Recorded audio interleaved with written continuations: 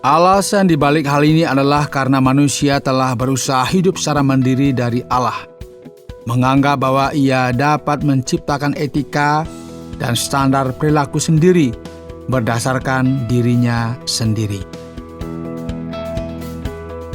Selamat datang di Jalan 66, sebuah program studi Alkitab yang bertujuan untuk mengurai teks pasal demi pasal dan memahami isinya. Kita akan belajar Alkitab bersama di bawah bimbingan Pak Yohanes, guru kita, dan saya Oti Priambodo, tuan rumah Anda. Hari ini kita akan mempelajari kitab Ulangan pasal yang kelima dengan tema makna dari 10 perintah Allah. 10 perintah Allah adalah dasar kebebasan dan kehidupan kekal, dan berfungsi sebagai kompas bagi mereka yang hidup dalam masyarakat tanpa arah, dalam krisis dan perubahan yang terus-menerus, menjaga kita agar tidak menyimpang dari jalan yang benar, dan membawa kita ke tempat yang aman. Nah, apakah Anda benar-benar mengetahui 10 perintah Allah? Apakah Anda tahu pentingnya dari hukum-hukum itu? Mari kita dengarkan refleksi bagian ini. Saudara yang dikasihi oleh Tuhan, puji Tuhan ya, kita masih diberi kesempatan belajar kebenaran firman Tuhan, dan kiranya Tuhan memberkati kita semua. Kita bertumbuh di dalam Tuhan, jiwa kita dibuatnya makmur ya, dibuatnya penuh dengan kelimpahan karena firman Tuhan adalah makanan bagi jiwa kita, dan kita seperti pohon yang ditanam di tepi aliran air yang menghasilkan buah pada musimnya. Saudara, kita sudah belajar dari Ulangan pasal yang keempat, dan kita diingatkan harus hati-hati yang namanya penyembahan kepada berhala. Kita harus taat kepada Allah, dan kita harus ingat jangan sampai kita menomorduakan Tuhan di tengah-tengah kehidupan kita, dan fokus kepada diri kita, bahkan fokus kepada manusia, padahal manusia adalah manusia yang penuh dengan kelemahan dan keterbatasan. Saudara, kita akan melihat bahwa hukum Taurat itu diberikan oleh Tuhan, dan kita ingat ada 10 perintah yang selalu menjadi bagian dari kehidupan kita. Karena itu saya mengajak kita belajar sekarang dari Ulangan pasal yang kelima, dan dengarkanlah firman Tuhan. Musa memanggil seluruh orang Israel berkumpul dan berkata kepada mereka, "Dengarlah hai orang Israel, ketetapan dan peraturan yang pada hari ini kuperdengarkan kepadamu, supaya kamu mempelajarinya dan melakukannya dengan setia. Tuhan Allah kita telah mengikat perjanjian dengan kita di Horeb. Bukan dengan nenek moyang kita Tuhan mengikat perjanjian itu, tetapi dengan kita. Kita yang ada di sini pada hari ini, kita semua yang masih hidup. Tuhan telah bicara dengan berhadapan muka dengan kamu di gunung dan di tengah-tengah api. Aku pada waktu itu berdiri antara Tuhan dan kamu untuk memberitahukan firman Tuhan kepadamu, sebab kamu takut kepada api dan kamu tidak naik ke gunung. Dan ia berfirman, akulah Tuhan Allahmu yang membawa engkau keluar dari tanah Mesir, dari tempat perbudakan." Saudara yang dikasihi oleh Tuhan, kita temukan apa dari apa yang kita baca? Kita ingat ya, ketika bicara mengenai kitab Ulangan itu disusun dengan format perjanjian. Jadi semacam kontrak. Ada pihak-pihak yang berjanji, ada pihak-pihak yang terlibat, dan ini ada perjanjian ya antara Allah dan Israel. Bahwa Allah menjadi Tuhannya Israel, dan bahwa Israel menjadi umatnya. Dan kita melihat bahwa bagian pertama, kita diingatkan di 4 pasal pertama tentang yang namanya kelemahan dan ketidakkonsistenan umat di sepanjang sejarah. Dan Musa muncul di akhir pasal 4 sebagai perantara perjanjian ini, kontrak ini yang dilakukan oleh 2 belah pihak. Dan kita akan melihat struktur ini, saudara, kalau kita membaca sekarang di pasal yang kelima ya. Allah muncul dalam bagian perjanjian sebagai apa? Tuhan penguasa, Tuhan Raja yang berkuasa. Dia memperkenalkan dirinya. Siapakah aku? Aku adalah Tuhan. Kata Tuhan di sini sebenarnya adalah Yahweh, itu dalam bahasa Ibraninya, atau Yehova. Lalu mengapa aku membuat perjanjian ini? Karena aku telah membawa kamu keluar dari Mesir, membebaskan kamu dari tanah perbudakan. Aku melakukan sesuatu untuk kepentingan umat, membebaskan mereka. Karena kenyataan ini, maka pihak yang lain dari perjanjian yang setara dengan pihak yang dikuasai, yaitu pihak yang diuntungkan oleh Tuhan, yang lebih besar, ya, kepada bagian yang lebih kecil. Ini harus memenuhi tanggung jawab mereka di depan Tuhan. Ini kan sesuatu yang kita ingat lagi sekali, ini kan seperti perjanjian ya antara Allah dan umatnya.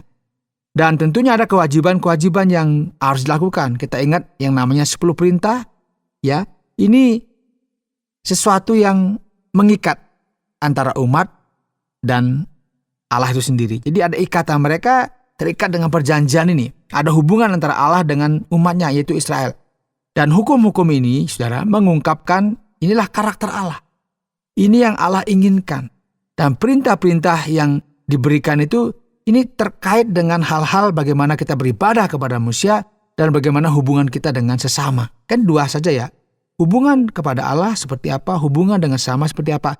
Itu betul-betul diatur dengan sangat luar biasa kalau kita membaca 10 perintah Allah. Jadi ini satu hal yang membedakan, saudara, kalau kita perhatikan antara Allah Israel ya dalam tradisi Yahudi Kristen dengan sesembahan-sesembahan yang lainnya yang ada di luar sana. Ini ada satu standar yang diberikan bahwa Tuhan tidak menghendaki adanya nafsu manusia yang membuat manusia itu hancur. Allah tidak menghendaki manusia itu hancur, karena itu diberikan di sini 10 hukum Allah. Ya, ini mungkin kita berpikir, loh kok seperti ini ya? Ya ini luar biasa, ini perjanjian antara Tuhan dengan kita. Kitab suci berkata, janganlah ada padamu Allah lain di hadapanku. Atau menurut catatan kaki, terjemahan terbaiknya adalah tidak ada Allah lain selain aku. Ini menekankan apa? Keunikan Allah yang benar. Jangan sujud menyembah kepadanya atau beribadah kepadanya. Sebab aku Tuhan Allahmu adalah Allah yang cemburu, yang membalaskan kesalahan bapa kepada anak-anaknya, dan kepada keturunan yang ketiga dan keempat dari orang-orang yang membenci aku. Tetapi, perhatikan saudara, aku menunjukkan kasih setia pada beribu-ribu orang, yaitu mereka yang mengasihi aku dan yang berpegang pada perintah-perintahku. Ya, kamu tidak boleh memiliki Allah lain, dan kamu nggak boleh membuat sesuatu untuk dirimu sendiri. Jadi ini bicara mengenai keunikan Allah, keistimewaan Allah di tengah-tengah umatnya. Coba kita perhatikan ayat 11. Jangan menyebut nama Tuhan Allahmu dengan sembarangan, sebab Tuhan akan memandang bersalah orang yang menyebut namanya dengan sembarangan. Ya, kita membahas perintah lain yang berbicara tentang apa? Rasa hormat, sikap hormat, respek ketika kita menggunakan yang namanya nama Allah. Allah adalah pribadi yang istimewa dan harus diperlakukan demikian, saudara. Dan setelah ayat 12, ini kita akan membahas tentang Sabat ya, yang merupakan pengudusan waktu. Sabat juga, saudara, harus dikuduskan. Dan itu adalah hari yang diperintahkan Allah untuk dijaga. Saudara, memelihara hukum hari Sabat ini memiliki makna yang sangat khusus, dan hal itu berarti kita mengakui Allah sebagai Tuhan atas waktu. Sekaligus mengingatkan kita bahwa kita butuh yang namanya ibadah secara tetap. Karena kita memang manusia yang terbatas, manusia yang penuh kekurangan, dan kita kadang-kadang mulai bergantung pada diri sendiri, dan mulai dia melupakan Tuhan dan beralih sekarang kepada kekuatan diri sendiri. Itu sebabnya diingatkan, bos, jangan lupa loh hari Sabat. Itu kan mengajar kepada kita agar kita apa? Ingat bahwa kita ini manusia terbatas. Kita ingat bergantung kepada Tuhan. Kita harus ingat bergantung kepada Dia yang menciptakan kita. Ini harus berhenti, bukan hanya kita kalau hari Sabat, tapi hewan-hewan, anak-anak laki-laki, perempuan, semuanya itu harus berhenti. Jadi harus ingat, saudara, Allah membebaskan umatnya dari Mesir, dan mereka harus mengingat hal ini, dan ini berarti apa? Menjaga kesucian Sabat.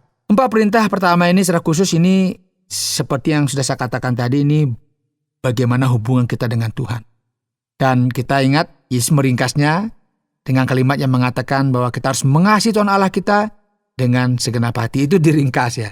Jadi mengasihi Tuhan dengan segenap hati itu baca aja tuh. Tidak boleh ada ini dan itu, kamu harus mengurus dengan sabar dan sebagainya. Nah, perintah-perintah ini perlu kita ingat, dan sekarang kita akan tahu saudara ada perintah lain apa? Ini berkaitan dengan sesama kita. Mulai ayat 16. Hormatilah ayahmu dan ibumu seperti yang diperintahkan kepadamu oleh Tuhan Allahmu supaya apa? Lanjut umurmu dan baik keadaanmu di tanah yang diberikan Tuhan Allahmu kepadamu. Ya, kita harus belajar yang namanya menghormati orang tua, ayah dan ibu. Karena ini sesuatu yang wajib dilakukan oleh setiap kita. Jangan sampai kita mendurhaka kepada orang tua kita. Kemudian jangan membunuh, jangan berzinah, jangan mencuri, jangan mengucapkan saksi dusta tentang sesamamu, jangan mengingini istri sesamamu, dan jangan menghasratkan rumahnya, atau ladangnya, atau hambanya laki-laki, atau hambanya perempuan, atau lembunya, atau keledainya, atau apapun yang dipunyai sesamamu. Ini saudara menunjukkan bahwa keenam perintah lainnya adalah perintah yang melibatkan apa saudara? Hubungan kita dengan sesama. Ada lingkaran keluarga, ada lingkaran yang lebih besar lagi sosial, di mana kita hidup di tengah-tengah masyarakat. Coba sekarang perhatikan di ayat 22. Firman itulah yang diucapkan Tuhan kepada seluruh jemaahnya dengan suara nyaring di gunung dari tengah-tengah api, awan, dan kegelapan, dan tidak ditambahkannya apa-apa lagi. Ditulisnya semuanya pada 2 loh batu, lalu diberinya kepadaku 10 perintah Allah. Saudara, yang kita baca, ini jelas menyampaikan gagasan bahwa Allah adalah Allah yang kudus, Allah yang etis, dan itu menjadi dasar hubungan kita dengannya. Dan ingat saudara ya, Yesus merangkum 6 perintah terakhir dengan kalimat apa saudara masih ingat? Ya, kasihlah sesamamu manusia seperti dirimu sendiri. Ini menunjukkan ya panduan yang seharusnya kita miliki ketika kita hidup di tengah-tengah dunia ini. Ada 10 perintah di mana Allah hadir di tengah-tengah kehidupan kita. Dia membimbing kita dan mengarahkan kita bagaimana kita hidup juga dengan sesama kita.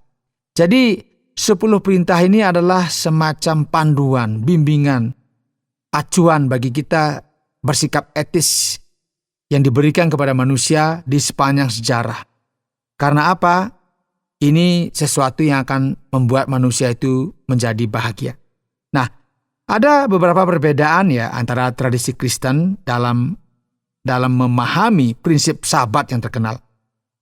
Banyak orang Kristen memahami secara harfiah praktik Sabat ini. Jadi benar-benar ya kalau hari Sabat itu mereka tidak ngapa-ngapain kecuali beribadah.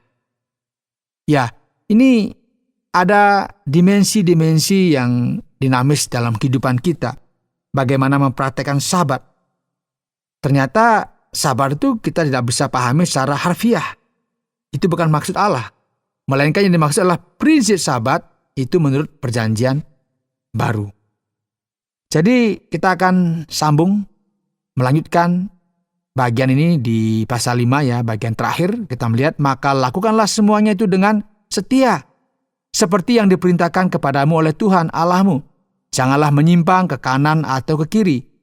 Segenap jalan yang diperintahkan kepadamu oleh Tuhan Allahmu haruslah kamu jalani, supaya kamu hidup dan baik keadaanmu, serta lanjut umurmu di negeri yang akan kamu duduki. Saudara, kita hidup di masyarakat yang terus dilanda oleh krisis pada masa sekarang ya. Ada krisis yang namanya krisis spiritual dan juga filosofis, dan jelas ya tidak mungkin untuk membangun atau melanjutkan kehidupan dalam masyarakat yang tidak memiliki dasar etika. Jadi ada krisis spiritual ya, rohani. Jadi tidak ada etika berdasarkan apa dan sebagainya, sehingga ini seakan-akan semua mau jalan sesuai dengan kehendaknya sendiri. Tidak ada tuntunan. Dan ini menyebabkan kerusakan di tengah-tengah tatanan kita hidup bermasyarakat, di tengah-tengah gereja, di tengah-tengah bangsa kita. Kalau tidak ada tuntunan, maka kita akan menjadi liar. Kita tidak akan ada etika yang benar-benar bagaimana kita menjadi sebuah komunitas yang sungguh-sungguh memuliakan Tuhan. Dan kita menemukan di sini dalam perintah-perintah ini bahwa dasar etika, ya, dasar hubungan yang sehat antar manusia tidak dapat kita lupakan. Dan itu tidak diberikan oleh masyarakat yang memang menyingkirkan Allah, yang menyingkirkan Tuhan. Jadi dia tidak mau yang namanya Tuhan, tidak mau yang namanya menghargai Tuhan, itu tidak akan ketemu di situ. Jadi dasar etika ini diberikan oleh Tuhan supaya kita benar-benar tahu bagaimana kita hidup di tengah-tengah dunia ini, bagaimana kita menghormati Tuhan, bagaimana kita menghormati sesama kita, mengasihi Tuhan, mengasihi sesama kita. Dan ini kan dasar yang sangat fundamental dalam kehidupan kita, agar kita jangan sampai membangun sebuah peradaban tidak berdasarkan etika-etika yang memang Tuhan sudah tetapkan dalam kehidupan kita. Itu sebabnya ada 10 perintah. Ini pemikiran-pemikiran yang diberikan, perintah yang diberikan, di dalamnya kita bisa mengambil pemikiran-pemikiran bagaimana etika kehidupan kita disusun.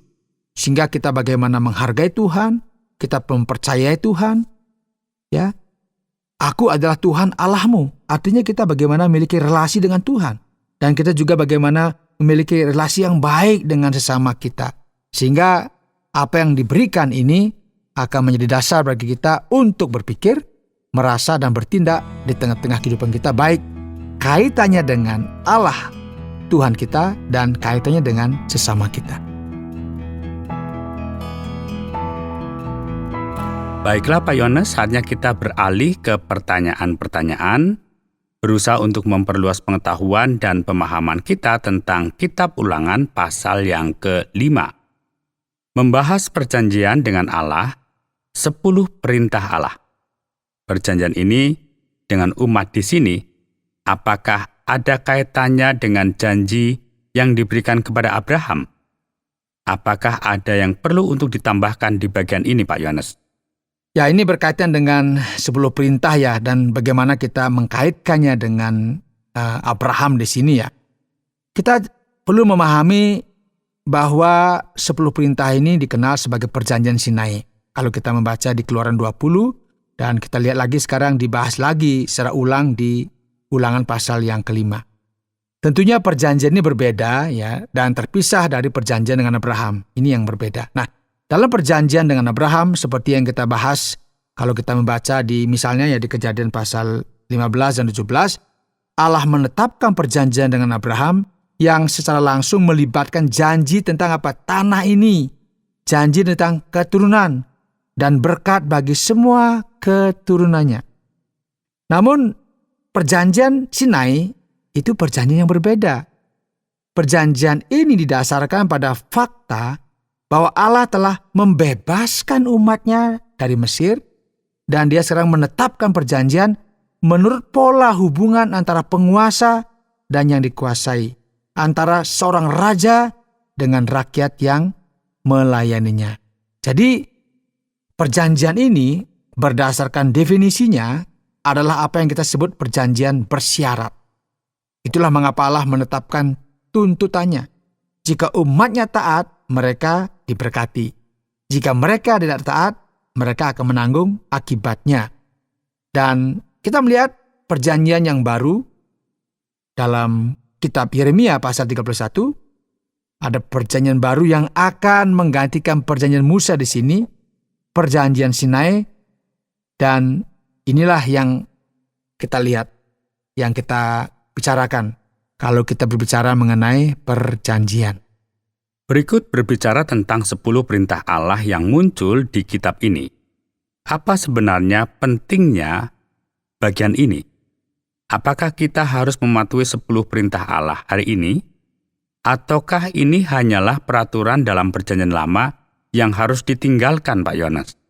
Ini pertanyaan yang sangat penting dan sangat mendasar ya. Mengapa? Karena ini adalah keraguan yang banyak orang miliki di benak hati mereka tentang apa yang harus dipertimbangkan ya, atau apa yang harus dipikirkan terkait dengan perjanjian lama. Nah, isi dari 10 perintah Allah ini merupakan bagian dari perjanjian Sinai. Namun kita memiliki bukti bahwa konsep-konsep ini yang menjadi dasar perjanjian tersebut melampaui perjanjian itu sendiri. Mengapa begitu? Karena prinsip-prinsip utamanya adalah prinsip-prinsip teologis dan etis, perintah-perintah yang langsung berkaitan dengan Allah dan kehidupan dalam masyarakat dengan sesama kita. Dan ini secara eksplisit juga kita perhatikan diulang kembali dalam perjanjian baru. Nah, satu-satunya yang tidak secara harfiah dan eksplisit diulang dalam perintah langsung adalah mengenai pemeliharaan hukum Sabat yang akan kita bahas nanti ya. Namun gagasan umum tentang 10 perintah Allah sebagai aturan, perilaku, dan etika itu masih berlaku bagi kita semua pada hari ini, dan kita harus benar-benar melihat dan mempertimbangkannya bagaimana kita mengaplikasikannya di tengah-tengah kehidupan kita sehari-hari. Pak Yohanes ingin membahas lebih lanjut tentang Sabat, tetapi kita akan memiliki kesempatan lain. Akan ada bagian-bagian yang membahas dalam bagian ini. Tapi sekarang saya ingin bertanya satu hal yang perlu kita perhatikan, yaitu bagi banyak orang masalahnya sebenarnya ada pada hari Senin. Senin adalah hari yang sangat berat. Bangun pagi dan pergi bekerja. Tapi saya tahu bahwa kontroversi sebenarnya ada pada hari Sabat. Mengapa ada perdebatan seputar ini, Pak Yohanes? Ya nih kalau ngomongin hari Senin ya khusus bagi pekerja ya, yang biasa tinggal di kantor begitu ya. Kerja di kantor kan begitu Senin, besok mulai kerja lagi. Nah, kita harus ingat bahwa tidak ada yang meragukan bahwa perjanjian lama kita memang memiliki prinsip Sabat. Itu prinsip ya. Prinsip Sabat sebenarnya terkait dengan penciptaan, dengan kitab Kejadian, dan kemudian kita melihatnya di sini dalam 10 perintah Allah ya, ada di sana. Sabat adalah pengudusan. Pengudusan apa? Waktu bagi Allah. Dan tentunya ini kita lihat di sepanjang Alkitab bagaimana kita harus memberikan waktu kita bagi Allah. Sabat sebenarnya menjadi lebih diperhatikan karena apa yang terjadi dalam perjanjian baru dengan Sabat itu sendiri. Dan apa yang kita perhatikan? Yang menarik perhatian kita adalah bahwa Yesus misalnya ya dianggap melanggar Sabat, setidaknya menurut pandangan orang-orang Yahudi yang religius. Kalau kita baca, silakan dibaca di Yohanes 5:18. Nah, ketika melihat bahwa Yesus mempertanyakan cara orang-orang Farisi memahami Sabat, ini kan menjadi pertanyaan, bukan begini maksudnya. Maka pertanyaannya yang harus diajukan, apa yang sebenarnya yang penting terkait dengan hari Sabat? Apa prinsip pentingnya? Itu sebabnya kelompok besar Kristen sepanjang sejarah memahami bahwa perintah Sabatlah yang penting, bukan Sabat secara harfiah. Bersamaan dengan itu, ada aliran teologi tertentu yang memahami Kristus sebagai Sabat kita, perhentian kita. Itu berdasarkan Kolose 2:16-18 yang dikatakan bahwa tidak ada yang boleh menghakimi Anda terkait dengan Sabat atau perayaan bulan baru. Pahamilah Sabat bukan tuntutan harfiah dalam perjanjian baru. Nah, kita memiliki kebebasan dalam penafsiran ya, yaitu memahami cara menangani Sabat. Masalah terbesar muncul ketika Sabat dipandang sebagai sarana untuk identitas agama yang superior, atau bahkan sebagai unsur yang diperlukan untuk keselamatan. Ini yang harus hati-hati. Jika suatu kelompok memahami tidak hanya Sabat, tetapi juga perintah lain dalam Alkitab sebagai yang tertinggi, dan di atas segala sesuatu sebagai acuan untuk identitas spiritual yang lebih tinggi ya, atau sebagai sesuatu yang diperlukan untuk keselamatan itu sendiri, maka sangat sulit bagi kita untuk melihat hal ini sesuai dengan teologi perjanjian baru. Seakan-akan nih ada semacam Taurat baru begitu ya. Ada beberapa tradisi Kristen yang telah melakukan hal-hal menarik. Mereka memahami prinsip Sabat tetap berlaku, dan mereka memahami dalam perjanjian baru bahwa hari Minggu memiliki makna yang sama dengan Sabat di masa lalu. Ya, tidak semua orang setuju dengan ide ini. Tetapi hal yang menarik adalah bahwa orang Kristen berkumpul pada hari Minggu bukan karena itu adalah Sabat dalam artian yang sama seperti Sabat di perjanjian lama. Tetapi karena ada bukti bahwa gereja primitif, gereja yang lama, yang mula-mula, pernah melakukannya. Misalnya kalau kita baca Pertama Korintus 16 ayat 2 misalnya. Silakan dibaca ya, dibuka. Kisah Rasul 20 ayat 7 dan bahkan dalam Wahyu 1 ayat 10. Jadi hari Minggu adalah hari kebangkitan Kristus. Faktanya, ya dalam teks Latin asli terdapat istilah Dominus Dei, yang berarti apa? Hari Tuhan. Karena pada hari inilah dia bangkit. Ya, ini ringkasan yang kita miliki mengenai apa yang kita bicarakan dah panjang lebar tadi, dan semoga kita bisa punya kesempatan nanti membahas bagian ini di kesempatan yang lainnya. Saya juga yakin akan hal itu. Akan lebih banyak waktu untuk membahas dalam bagian ini. Dan bagi para pendengar, tetaplah untuk menyimak karena masih ada hal yang perlu disampaikan oleh Pak Yohanes berkaitan dengan kesimpulan pada bagian ini. Saudara yang dikasihi oleh Tuhan, kita telah belajar dari Ulangan pasal yang ke-5 dan kita membahas 10 perintah Allah. Apa kesimpulan besar yang bisa kita peroleh kalau kita kaitkan dengan kehidupan praktis kita? Saudara yang dikasihi oleh Tuhan, ingatlah, tanpa Allah, kita tidak akan pernah mencapai apapun. Ya, saya tahu bahwa kita semua telah memiliki kesempatan yang menyedihkan untuk mendengar berita dari seluruh dunia karena tidak ada kredibilitas, korupsi, dan masalah etika di dunia saat ini. Manusia telah mencoba, saudara, hidup terlepas dari Allah. Berpikir bahwa mereka bisa menciptakan sesuatu bagi diri mereka sendiri, termasuk etika sendiri, bagaimana berperilaku dan sebagainya. Dan kita harus ingat, saudara, 10 perintah Allah didasarkan pada karakter Allah yang suci. Dan kita harus memahami bahwa tanpa Allah tidak ada jalan. Tanpa Allah kita tidak akan mencapai apa-apa. Jadi jangan pernah lupa, saudara. Ingat, tanpa Allah kita bukan siapa-siapa, bahkan kita tidak akan pernah mencapai apa-apa. Baiklah, terima kasih banyak Pak Yohanes. Saudara pendengar, karena waktu yang tidak memungkinkan, kita akhiri program Jalan 66 kali ini. Kami menantikan Anda untuk tetap mengikuti pelajaran berikut dalam lanjutan pembelajaran Alkitab yang memberikan pelajaran menyeluruh tentang firman Tuhan. Jika Anda memiliki pertanyaan atau berespon terhadap topik berhubungan dengan program ini, silakan menyampaikan melalui WhatsApp ke nomor 081 333 777 386 081 333 777 386. Terima kasih atas perhatian Anda.